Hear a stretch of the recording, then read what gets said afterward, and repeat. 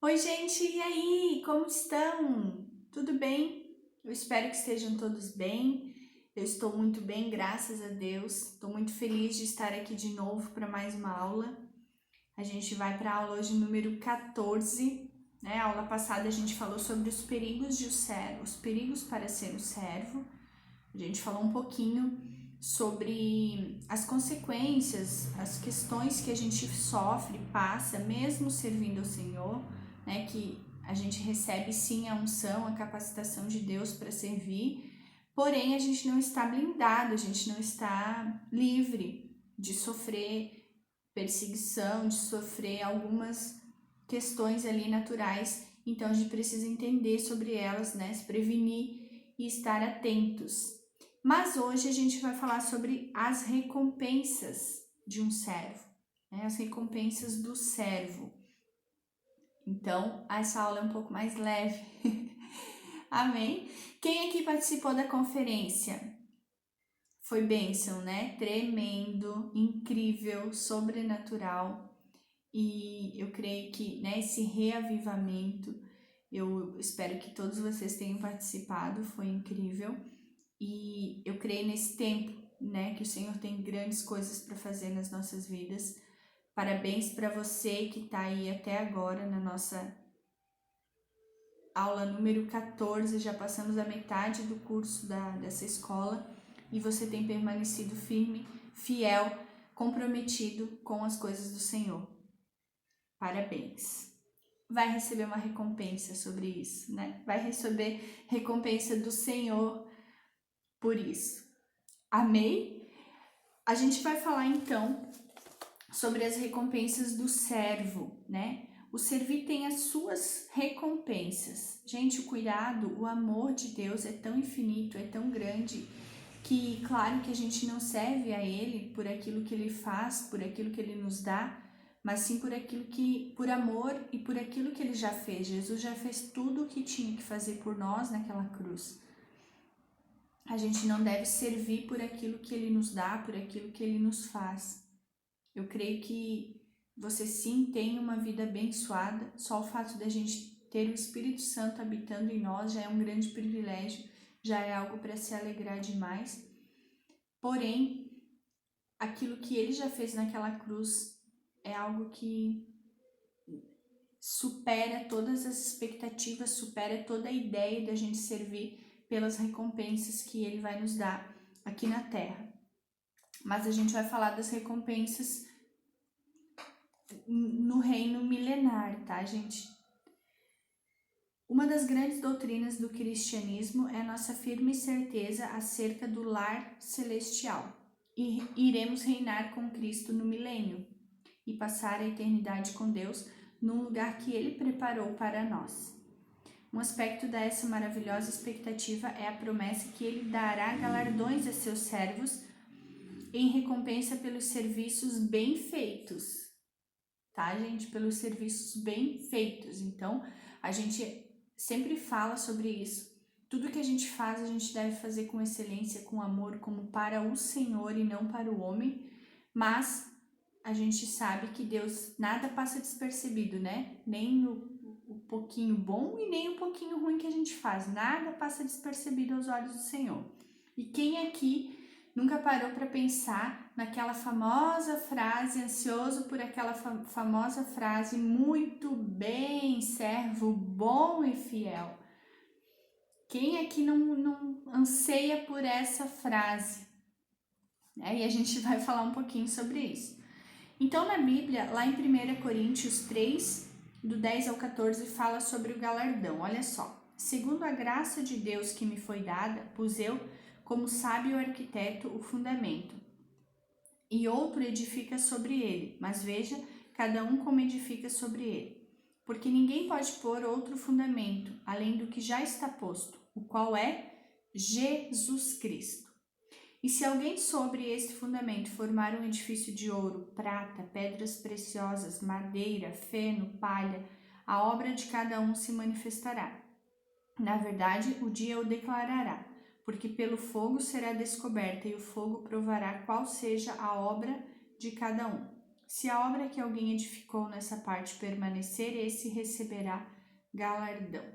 Né? Aqui aponta alguns aspectos específicos básicos sobre o galardão, nesse texto, e a gente vai falar 3 deles. Né? A maior parte do galardão é recebido no céu e não na terra, tá, gente? Então existem sim galardões terrenos, existem vários prêmios, existem várias conquistas, várias coisas que a gente recebe aqui na terra, né? Seja, aqui tem o exemplo do prêmio Nobel, prêmio de academia, prêmio de, às vezes você foi promovido, vários prêmios que a gente recebe aqui. Porém, para os servos, a maioria dos galardões será após a morte e não antes, tá bom?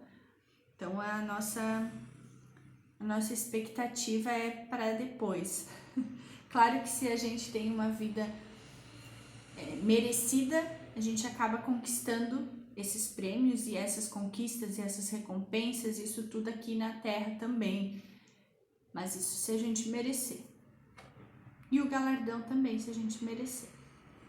Todos os galardões serão baseados em qualidade, gente, não em quantidade. Isso é muito importante, tá?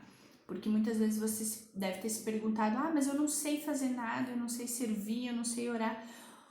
Ou eu mesma já me questionei sobre isso. Eu faço tão pouco, muitas vezes parece que não é nada suficiente. Mas isso tem um lado bom da gente querer fazer cada vez mais e querer servir, e querer fazer de forma excelente, de querer impressionar o Senhor, né?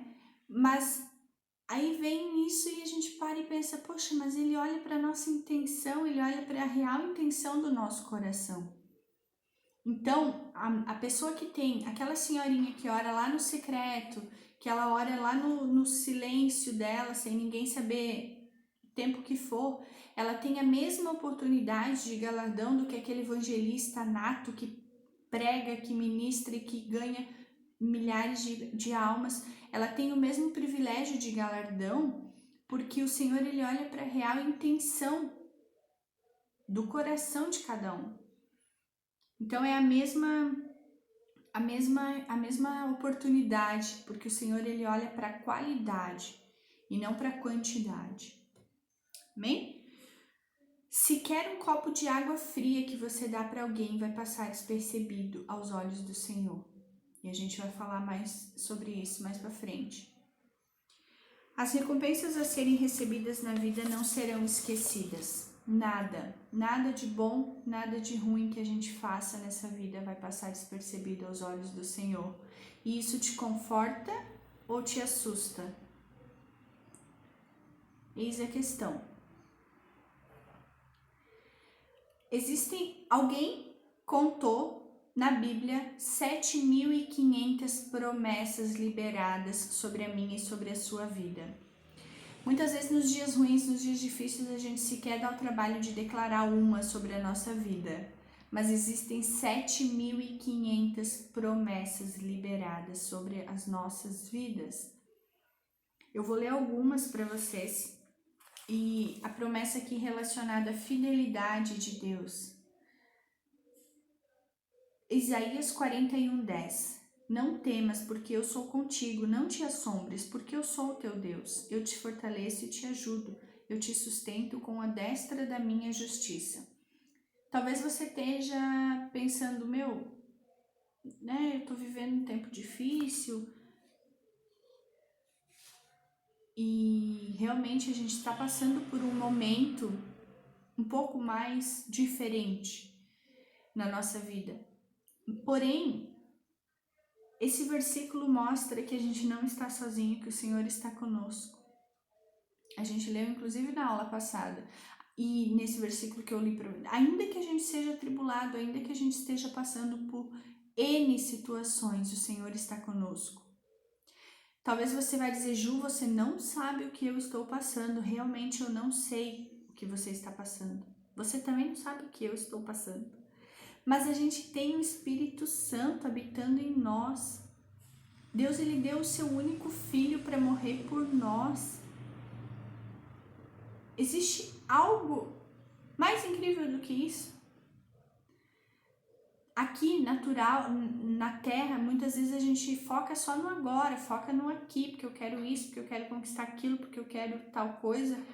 Talvez até questão de saúde, eu não sei.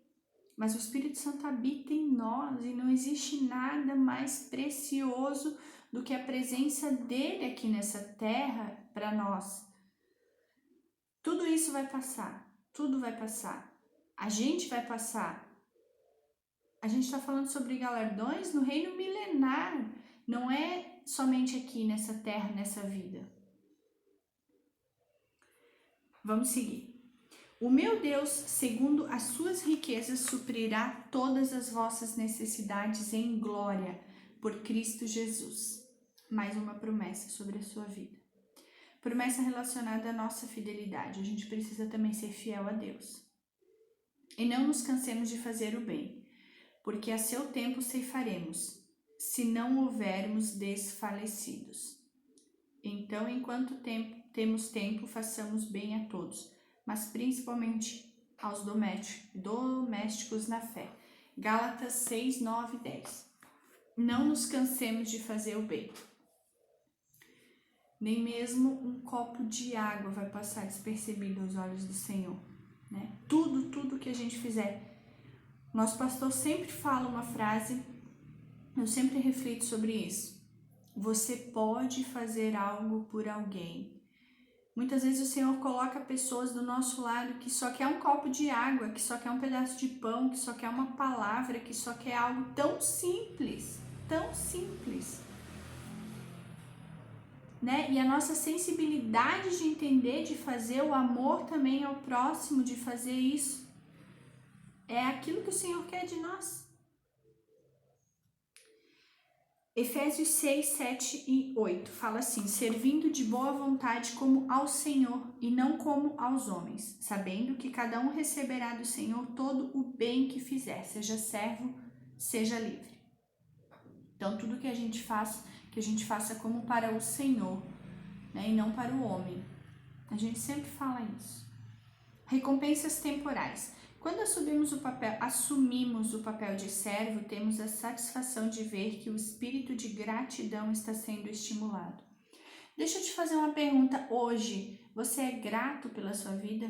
Você é grata pela vida que você tem?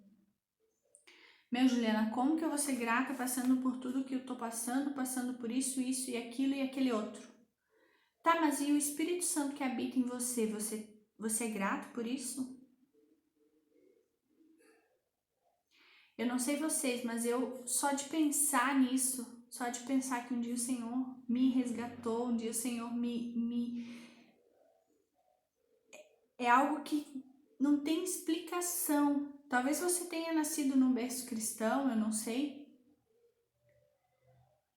Mas você é grato por ter o Espírito Santo habitando em ti, um amigo, um consolador, alguém que está ali o tempo todo presente na sua vida.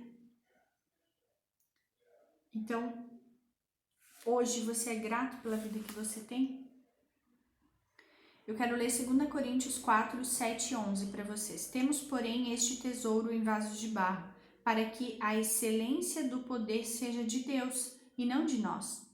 Em tudo somos atribulados, mas não angustiados, perplexos, mas não desanimados, perseguidos, mas não desamparados, abatidos, mas não destruídos, trazendo sempre por toda parte a mortificação do Senhor Jesus no nosso corpo, para que a vida de Jesus se manifeste também nos nossos corpos. E assim, nós que vivamos, estamos sempre entregues à morte por amor de Jesus, para que a vida de Jesus se manifeste também na nossa carne mortal. Amém? Recompensas eternas. Além das recompensas temporais associadas ao serviço, temos também as eternas. O próprio Cristo, quando instruía os 12 para a vida do serviço, prometeu-lhes uma recompensa eterna, para quem desse sequer um copo de água fria aos outros. Se vocês não leram, eu vou ler para vocês. A Bíblia tá falando sobre isso, tá, gente? Eu tô falando desde o começo da aula sobre se quer um copo de água fria a alguém. E tá lá em Mateus 10, 41, 42. Quem recebe um profeta em qualidade de profeta, receberá galardão de profeta. Quem recebe um justo na qualidade de justo, receberá galardão de justo. E qualquer um que tiver dado só que seja um copo de água fria a um destes pequenos em nome de discípulo, em verdade vos digo que de modo algum perderá o seu galardão. Algo tão simples, né? Um copo de água para alguém, um pedaço de pão, uma palavra de consolo. Jamais, né? De modo algum, a gente vai perder o nosso galardão.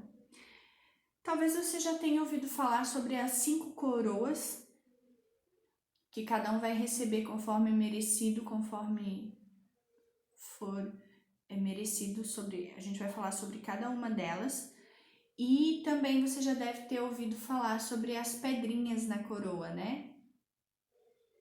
Provavelmente, quando a gente se converte, quando a gente começa a nossa caminhada com o Senhor, a gente ouve bastante falar sobre isso, né? Sobre o galardão, sobre as coroas, sobre cada pedrinha, né? E a gente vai falar sobre cada uma delas. A primeira é a coroa incorruptível. Essa recompensa é prometida àqueles que vencem a corrida da vida.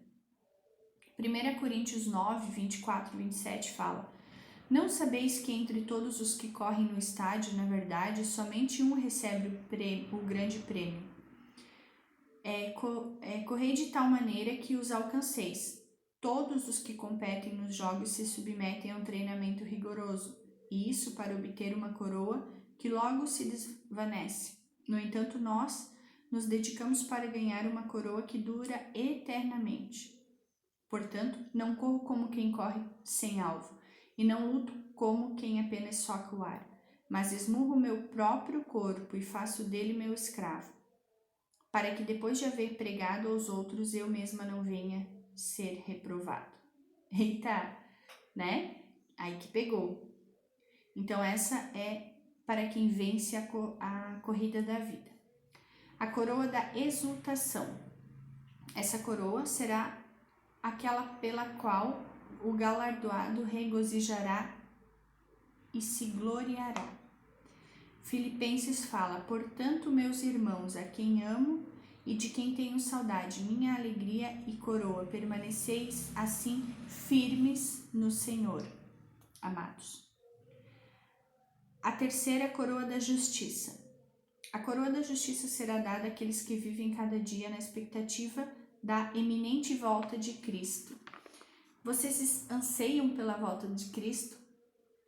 Ou vocês nem pensam sobre isso?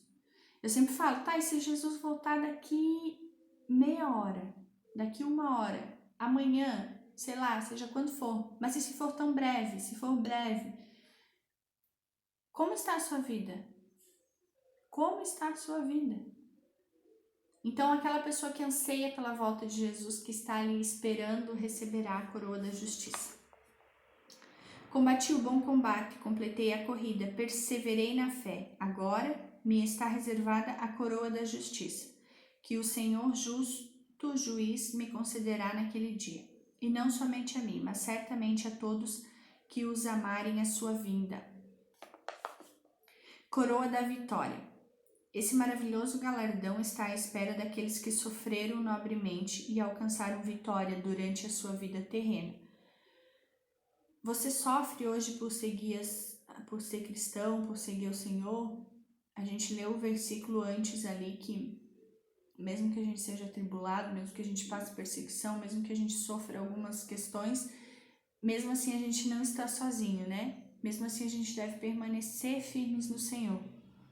Mas a coroa da vitória será aqueles que sofrem perseguições, mas não, né? A gente é tão privilegiado que a gente ainda pode ler a Bíblia, a gente pode participar dos cultos, a gente pode orar, a gente pode falar que é cristão. Existem pessoas que não podem fazer isso. Feliz as pessoas que perseveram na provação, porquanto, após ter sido aprovada, receberá o prêmio da coroa da vida que Deus prometeu aos que o amam. E por último, a coroa da glória. Esse galardão é prometido àqueles que fielmente pastoreiam o rebanho de Deus. Suplico, portanto, aos presbíteros que há entre vós, eu, que sou presbítero como eles, testemunha ocular do sofrimento de Cristo, e certamente coparticipante da glória que há de ser plenamente revelada. Pastoreai o rebanho de Deus que está sob vosso cuidado, não por constrangimento, mas voluntariamente, como Deus quer, nem por sórdida ganância, mas de boa vontade, nem como ditadores daqueles que vos foram confiados, antes, tornando-vos exemplos do rebanho. Ora, assim que o Supremo Pastor, recebereis a imperecível coroa da glória. Está lá em 1 Pedro 5, do 1 ao 4. Então, essas são as 5 coroas. Se a gente estivesse na sala de aula, a gente iria dividir a turma em grupos e cada um iria explicar uma coroa. Porém, como a gente está nesse formato, eu gostaria que vocês lessem novamente, entendessem o que cada uma significa, ok? Se você quiser compartilhar, pode compartilhar, senão não precisa, porém, entenda o que cada uma significa. Se ficou alguma dúvida, também me chama, mas leia o que cada uma significa, o seu versículo, o texto ali que está explicando. É importante você saber o que cada uma significa dessas 5 coroas. Amém? Eu vou ler uma história para vocês e eu gostaria que vocês prestassem bastante atenção, tá? Essa é a história de Joe Tudge, nascido em Vermont, no início de 1800. Quando estava com 6 anos de idade, seus pais morreram e os filhos foram distribuídos entre os parentes. Joe foi dado para uma tia. O rapaz viveu em sua companhia durante 15 anos e só a deixou quando foi estudar para ser pastor. O tempo passou e ele se formou, tornou famoso em seu ministério, até que sua tia adoeceu gravemente. Compreendendo que a morte se aproximava, ela escreveu para o sobrinho pastor uma carta repleta de medos e incertezas. Como é a morte? Será ela o fim de tudo? Movido de compaixão, ele enviou a seguinte resposta: Já se passaram 35 anos desde o dia em que eu, um garotinho de 6 anos, fiquei sozinho no mundo. A senhora mandou-me dizer que iria dar-me um lar e ser uma boa mãe para mim. Nunca me esquecerei daquele dia em que fiz uma longa viagem de 15 quilômetros até a sua casa. Ainda me lembro do sentimento de decepção que tive quando vi seu criado negro me esperando para me levar, em vez da senhora vir pessoalmente.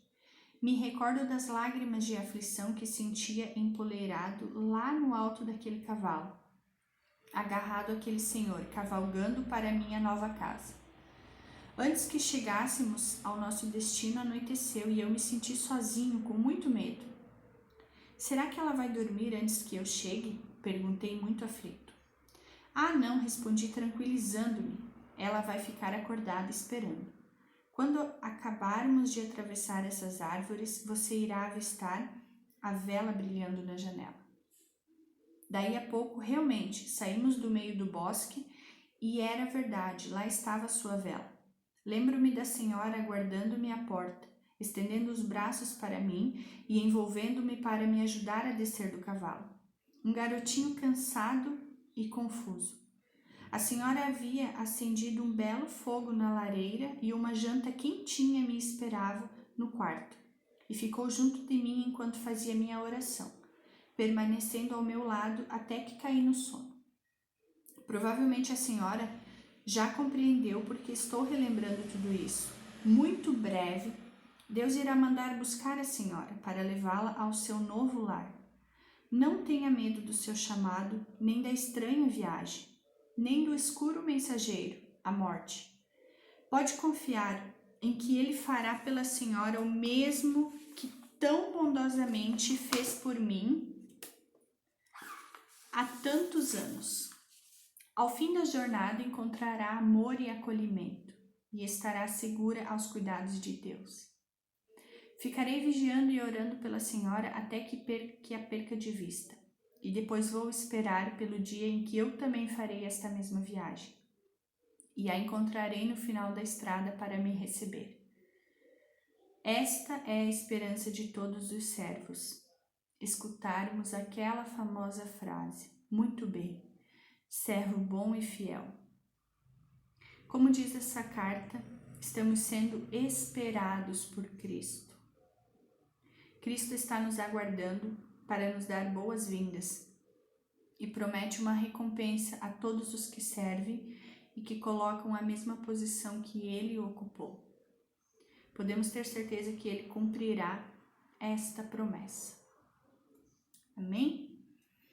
Então que a gente esteja seguros, assegurados de que ele está cuidando de cada coisa aqui que a gente está passando, de cada situação, de cada